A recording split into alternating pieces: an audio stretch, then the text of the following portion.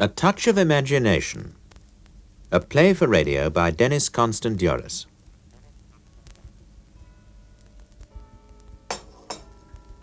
Oh, Lord. Is that the time? Oh, it can't be. No, honestly, my watch must have gone wrong. Can't be as late as that, surely. Hmm? The time. Look. My watch says nearly 25 too. Oh, well, I might as well not go to the office at all at this rate. Stay at home. Take the day off. I'll have a damn good mind to if I don't feel any better. Oh, no, seriously. You know, I heard that blasted town hall clock strike every quarter till 4 this morning, I should think. Oh, well, I shall have to go, I suppose. This meeting, this damn departmental get-together lark. Lord, if I have to sit through all that dreary waffle feeling like this. Oh, Lord, sorry. It's all right, dear. I ought to be used to it. I knew the moment I woke up. I had this pain, you know, this damn pain here. Just here, look, darling, look, there, see, here. Yeah. Felt it the moment I woke. Mm-hmm. Wonder whether I ought to give Rogers a ring. Get him to give me another checkup. What do you think, Alison? Perhaps you'd get on to him later, during surgery. Just ask him. Would you do that, Alison? Well, dear, I'm afraid he'd only say it was indigestion again. Indigestion, huh? And I must say, my love, it just does sound the teeniest bit like it. Well, of course, you're lucky. You've got a cast-iron stomach. Nothing ever upsets you. Never. I don't suppose you've ever really had an indigestion in your life. Have you? I know what I call real, proper indigestion. Well, I mean, have you? I'm sorry, dear. I can't help it. Oh, Lord, I better take some more of this darn stuff, I suppose. Not that it does the slightest good. Now, what does it say? Dissolve 1 in a little water. No, don't move. I'll do it. You stay where you are. Oh, Lord. Here, take this. What? My cup. I haven't finished. Save you getting up. Oh, thanks. Sure? Be my guest. Oh, well, thanks then, but actually it says water. Oh, my God. No, all right. Don't move. I'll do it. I'm sorry, but I'm just trying to finish this book of Brenda's. Yes. Good, is it? Repeat every 3 hours until relief has been obtained. Well, you wouldn't like it. Why not? Well, you'd say it was just woman's mag stuff, slush. I'm rather enjoying it, though. Oh, tastes like French chalk. Every 3 hours. Oh, Lord. Oh, I do feel awful. Oh. I believe you think I'm just making it up, but I assure you I'm not. Oh, my godfathers. That's not really the time. It can't be. Oh, well. Briefcase. Where the hell's my briefcase? Alison? Oh, it's all right. Here it is. Now, don't panic. Got it. Oh, well, if I don't feel any better, I may pack it in at home and come home early. Well, why not? They can't shoot me. Bye. Bye-bye then, love. Bye. I won't kiss you in case there's anything catching. Oh, Lord. Perhaps I'd better take my Mac in case, to be on the safe side. It's all right. I've got it. There we are. Bye. Look after yourself. Have a nice day. Ooh, bliss.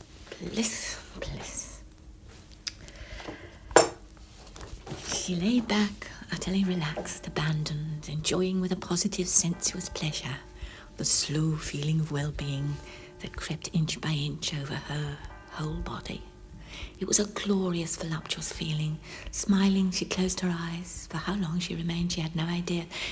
Then, gradually, she became aware of an odd sensation, a slight contraction of the skin on her stomach, as though someone, somewhere, was looking at her. Instinctively, she drew the flimsy, almost transparent garment over her. Oh, no, not already. Blast.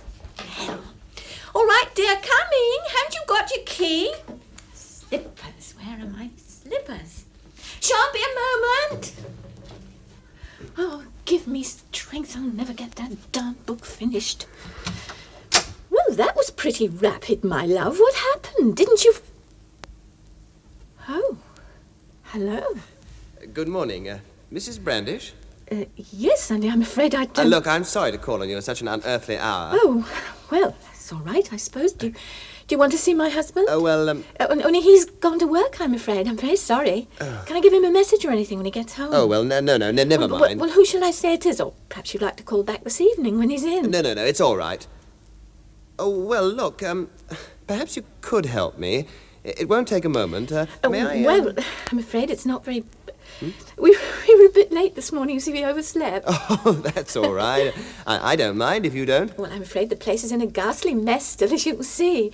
My husband wasn't feeling very well. Oh, dear. Well, come in. Nothing serious, I hope. Oh, no. Nothing really. Well, to be honest, we went out to dinner with a few friends. You know, that new little restaurant place down by the bus stop. Did you notice it? Real Italian food is gorgeous, but a bit much, if you know what I mean. Well, I'm the tough one. Nothing ever upsets me. Well, now, what was it you wanted to see him about?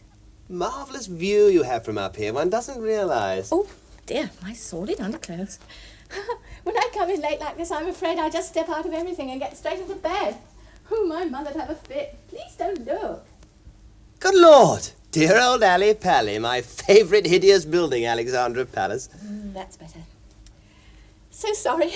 Well, now, what shall I tell him then? Oh, well, to be quite honest, it's not really your husband I want to see. What do you mean? It's you, actually, Mrs. Brandish. Me? Oh, don't sound so alarmed. It's nothing unpleasant, I can assure you. Look, if this is another of those ghastly survey things, I shall scream, and I mean that. Really? Why? Well, honestly, I mean, we're always getting people round here. I don't know why, yet my friend who lives over at Chalk Farm says she's never had anybody. Why not try her for a change? Oh, well, of course, if you'd rather not, Oh, no, please, I'm sorry, take no notice. I'm just in a foul mood this morning, that's all. There's nothing unusual, I'm afraid. Now then, clear the corner of the table, that's right. Don't think there's any coffee on that bit. I hope not. Yes, you know, there was someone round only last week, as a matter of fact. Some ghastly little man asking a whole lot of the most extraordinary questions. Had we got a colour television? If so, was it hard or our own? What did we cook on? Did we have to share a loo, even? I thought that was a bit off, actually. Well, don't you? I mean, from a complete stranger, and he was so coy about it. Pete said I shouldn't have answered. Besides, he had about 4 propelling pencils clipped in his outside pocket. I can't bear that. It's all right, you haven't got any, or I wouldn't have said anything. Well, now, what is this, then? Well, now, Are you sure you're comfortable? Yeah, Beastly chair. I won't sit there by myself. Oh, dear, excuse me. I'm afraid I'm hopeless in the mornings. My husband actually gets up first and gets the breakfast, only he had this disturbed night. I'm afraid I didn't even wake up. Well, not properly. I'm awful. Well, what was it you wanted to ask me? Oh, well, it's quite simple, You really. know, I was just thinking, you must have the most appallingly low opinion of women in your job. Me? Why? I mean, do they all go on like this? I bet they do. Lord, I can't think of a more frightful occupation. Listening to a lot of half-balmy, frustrated females all the time. Honestly, it'd drive me nuts. On the contrary, I rather enjoy it. Well, sometimes, anyway. You're very polite, aren't you? Well, one has to be in my job. The curious thing is that when my husband and I are alone together in the evening, I practically never say a word. No? No, that's quite true. But I can't expect you to believe it. Oh, I know. It's queer. I don't know how it happened, really, because when we were first married, we used to talk a lot and laugh. We had a whole collection of our own private jokes, I remember. Rather embarrassing now, I suppose, when I come to think about it. I suppose most couples are the same, but we seem to have stopped, ceased to communicate. No, I'm quite serious. I don't know why. Whether it's the effect of television or whether it's us. Now we just grunt. Well, make noises. Well, practically, that's what it amounts to. Well, look, if you don't mind, I we suppose could... it might have been different if we could have had a family. That's what I tell myself anyway, though I don't know. Not that I really wanted it when we were first married. I must be quite honest about it. You see, I was on the stage when I first met Pete. Oh, really? No. That's not strictly true. Why did I say that? I went to drama school, certainly, but that's not quite the same thing, is it?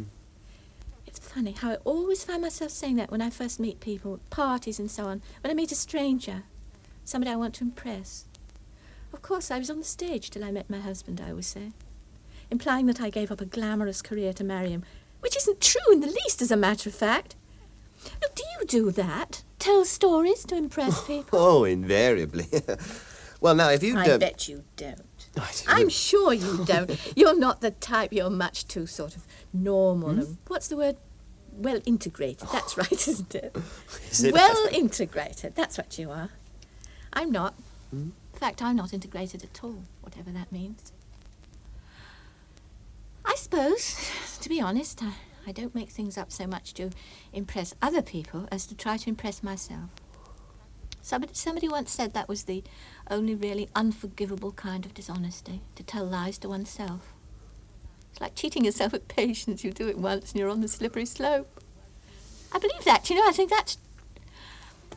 Oh, Lord, I'm sorry. Why do you let me drool on like this? Oh. Don't just sit there. I'll go and make some coffee. This ghastly compulsive chat makes me so thirsty. Well, No, don't move. You needn't drink it if you don't want to.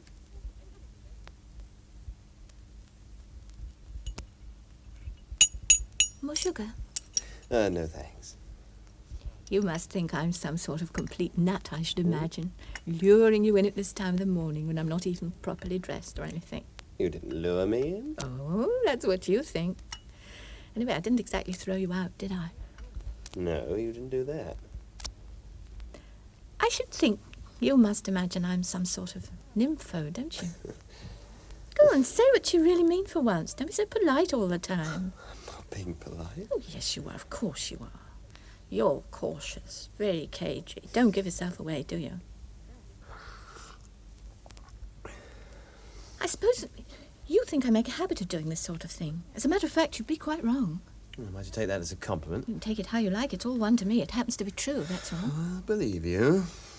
I know what you really think. Well, obviously. What? That I'm just the usual ordinary promiscuous slut. Oh, yes, you do. Of course you do. I don't blame you. I don't blame you in the least. Only for your sake, I think perhaps I ought to make it clear. I may be a slut. Who isn't? I may be pretty ordinary, but I'm not the other. I thought perhaps I ought to warn you. I see, thank you. I don't know why. I just can't seem to help it. I don't tell my girlfriends. Of course, they just think I was a bit odd. So if you'd rather pack up and go now, I should quite understand. No, thank you. Are you sure? Perfectly. Good. I'm glad. Oh, Lord, I wish there was some other relationship between men and women, don't you? Well, honestly, I mean, half the time the whole thing's a complete drag, if you ask me. There is, you know. Like what, for instance? Like just talking. Yes, I suppose so. Do you know some of the best and most perfect relationships in one's life only last about half an hour? Less even. Yes, that could be true, I suppose. Somebody you meet quite casually on a train or just in the street. May only be for a few moments. Yes, you know, that's true. I believe that's true when you come to think about it.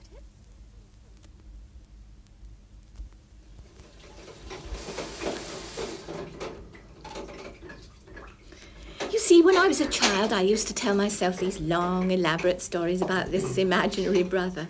Haven't got one, really. There's only me.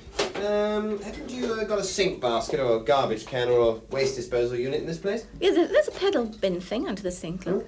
Oh, I see. Sorry. Yeah. Then when I went away to school and all the other girls started telling each other about their families, I suddenly said, my brother's got a broken nose. He got it playing football. I don't know what made me say it. There were three of us, I remember, warming our hands on the water pipes one Sunday evening before prayers. Girl called Geraldine something or other, and a rather dreary creature called Patience Wilmslow. And afterwards, this awful Patience character came sidling up to me in prayers and started asking questions. What was it like having a brother? Was he older or younger than me? Did he ask his friends home in the holidays? You know, all that sort of thing. I answered, made up a whole rigmarole about days out on our bikes, camping expeditions, cooking our own food and so on, all pretty feeble. In fact, the kind of thing we'd both read about in stories. Yeah. But it seemed to please her. In fact, she wouldn't let me alone. She would sit next to me at meals and try to get me to go for walks for her and all that sort of thing. She was one of those sad, rather awful people who never get picked when you're making up games and have to pretend they don't mind. You know what I mean. Yeah, I know. thing was that we didn't even like each other at all. We hadn't anything whatever in common except my imaginary brother. I used to invent long letters from him, lie awake at night making them up, all about his friends at school, and later about girls, that sort of thing. And she'd ask me next morning at breakfast if I'd had another letter, and I'd tell her. And the odd thing is, I don't know to this day whether she really believed any of it, whether she wasn't just sort of playing the same game as me. But we never batted an eyelid, either of us. It went on for years. In fact, now, looking back, it was the only part of school that I really enjoyed. And your brother? My brother? The imaginary one. Oh, what about him? Did he survive? I mean, have you still got him, so to speak? Why'd you ask that? I don't know, I just wondered, that's all. No, it's funny you should say that. Why, what do you mean? No, well, he survived for a bit after I left school, and then he changed. Oh? Well, he's the same in some ways, but he's not so much of a brother now. Well, not quite. I don't really know what he is. Hey, but what about you? Yes, now, come on. Yeah. You don't say much. Stop being so horribly cagey. It's your turn to bare your bosom. No. I'm afraid there's nothing to tell about me. No, come on. That's not fair. Well, I'm sorry, I really can't oblige. Oh, why not? Well, tell there's nothing. Well, I suppose I could make something up, like you and your brother, but that really wouldn't help, would it? Well, of course, if you're going to be like that. I have no past and no future, only a present, which you already know. In fact, my love, I don't really exist at all. I'm only a figment of your overheated, undernourished imagination. There. Right, thank you. Don't bother about putting those things away. I'll do it later. Now, if you'll excuse me, I really think it's time I thought about getting properly dressed, so if you don't mind... Like that is it. Well, what do you expect, for heaven's sake? I'm sorry, I'm really sorry. Oh, you're breaking my heart. Excuse me. I must say, I think it's absolutely disgusting. Oh. No, I'm perfectly serious about this. You've upset me very much. I hate people who do that sort of thing. I didn't think you were like that. Like what? Well, you let me drivel on for hours, say things I wouldn't say to anybody in the world, and all the time you're just laughing at me. Oh, I'm not. No, don't come near me. Go away. If it's any comfort to you, you've made me feel an absolute and utter twit. Right. Well, if you want me to go, I'll go. Thank you. Listen, you said just now that some of the best moments in life are these brief meetings. Things that one cherishes in secret at the back of one's mind. I didn't say it. You said it. All right, but you agreed. Well? They don't happen often, you know, love. Less and less, I should imagine, as time goes on. So? All right, I'll be pushing on. No, stop. All right, I give in. I know I'm feeble. No, you don't have to say anything, thank you. I've got no pride. Put your things on the table again. You win. Look, it's not a question of winning and losing. Oh, yes, it is. Of course it is. It always is when it's between just two people. The funny thing is that when it's just Pete and me, it's always I who win. I think that's really half the trouble. No, I shouldn't say that. That's horrid. That's not fair. Look, come and sit down. The trouble is, people change so, don't they? Especially after they're married. I expect I have myself. Poor Pete. Come to that. Poor everybody. Of course, at the beginning it was going to be something wonderful, quite utterly different from anybody else's marriage, and I suppose for a few brief moments it really has been. Oh, no, don't think I'm complaining. Well, not more than anybody else anyway. I suppose the trouble is one always expects too much. Too much. Hence the imaginary brother of your school days. And now the stranger. What stranger? The knock at the door when you're alone in the house. The footsteps behind you in the dark. Half fear, half excitement. Anticipation. I don't know what you mean. And on the crowded platform on the underground, you stand there looking so calm, so aloof, yet all the time in secret you're thinking to yourself, is it him? Or him? Or him? It isn't that we're not happy. I don't want you to think that. It's only that one had such silly romantic ideas. You get into the train, you don't turn your head. He follows you. He sits opposite. Your eyes never meet, yet in your hearts you both know. And afterwards, up the stairs and along the dark, echoing passages, it's only his footsteps that you hear behind you, and only his eyes you can feel boring into your shoulder blades. Stop. Then, outside in the street, you lose each other. and you feel suddenly Oh, empty. don't. Why not? You make me out to be horrible, just utterly horrible. No, not in the least horrible. Just like all the rest of us. It's what's called the human condition, I suppose. Nothing much one can do about it. I wish I'd never asked you in now in the first I place. keep telling you, you didn't. It's true, you see. That's the awful thing. All these years I've had this secret feeling. I've never admitted it to myself in so many words, but I've always felt in my heart that someday, somehow, somewhere... Well, it was easy enough when I was a kid, when I was still at school. Then there was always this brother figure. Then later I met Pete, and I forgot all about him, but... Lately, in the last year, I suppose, he started coming back. Only now he's different. Oh? What's he like now?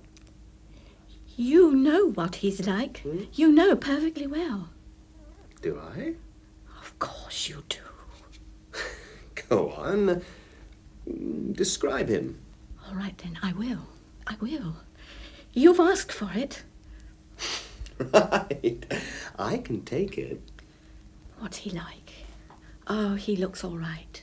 Fine, in fact, gorgeous. It makes your heart leap when you first open the door to him.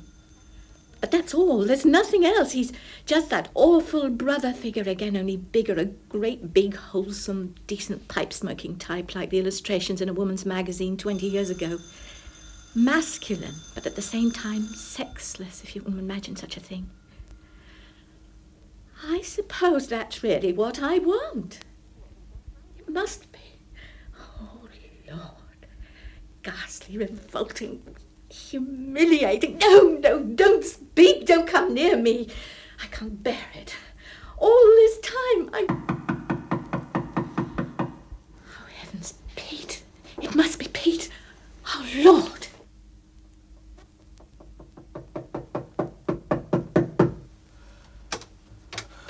Oh, thank God you've come. Thought I was going to pass out. Forgot my darn key. Darling, what's the matter? Got as far as the office and just couldn't make it. Couldn't go in. Oh, Pete. I had this awful feeling I must get home. Kind of panic, I suppose. So I turned straight round and came back. Oh, darling, really? Oh, I know what you think. But honestly, Alison, as I was sitting there, waiting for that train, I thought I'd had it. Thought I was going to pass out. But honestly, it seemed as though this train had never come. I was sweating. And this woman, this female, said, "Are you all right?" I could hardly even answer. What woman? "Are you sure you're all right?" she said. "You don't look all right. Do you know, I hardly knew how to get into that train. I don't believe I should have made it if she hadn't taken my arm. This girl, oh, Lord, am I glad to be home." Girl? What sort of age, then? Oh, I don't know. And afterwards, she sat opposite, in the train. Just said, "Don't take any notice. You don't have to speak or anything." Decent other, I thought. Yes, very. Young, was she? Oh, Lord, I've never known that blooming journey seem so long. I thought it was never coming to an end. This girl, woman, whatever she was, what was she like? Oh, I don't know. About your age, I suppose. And, of course, when at last we got here, the darn escalator wasn't working. Oh, those stairs. Oh, did she come with you? Oh. This girl, woman, whatever she was. Oh, yes. Decent of her, I thought. Oh, Lord, I've never been so glad to get What home. happened to her, this girl? Oh, I don't know. Lord, was I glad when you opened that door just now. Was I glad? A kind of awful thought struck me that you might be out. I don't know what I should have done. I don't, honestly. No. Well, I wasn't out, as it happens. No. No, you weren't. Oh. Well. Now, what have you been doing with yourself? Nice quiet morning? Yes, thank you. Been reading. Trying to finish Brenda's book. Oh, reading, eh? That's what I said. Any objections? Oh, no. No, love. Of course not.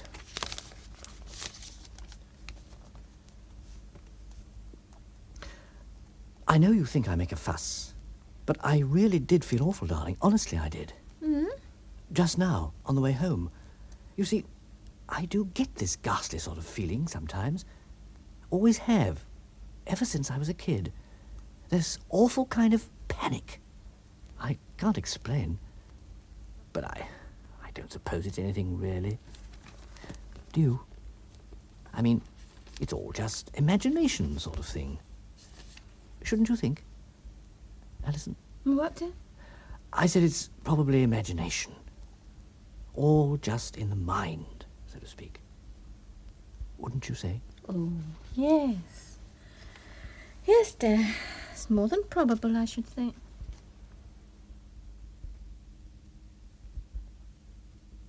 A Touch of Imagination was written by Denis Constanduros and acted by Aileen Mills as Alison, Peter Tuddenham as Pete, and Sean Arnold as the stranger. The play was produced by Brian Miller.